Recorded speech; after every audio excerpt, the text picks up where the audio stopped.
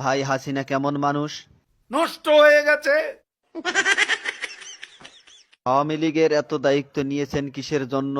বঙ্গবন্ধুর কন্যাকে হত্যা করার জন্য। তাহলে তো আপনার ক্ষমতা থাকবে না। আর রাজনীতি করব না।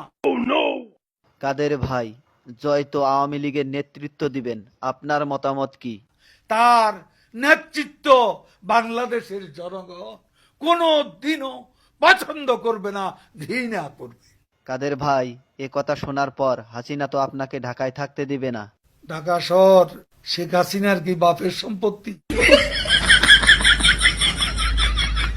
কাদের ভাই, আওয়ামী লীগ কেমন দল?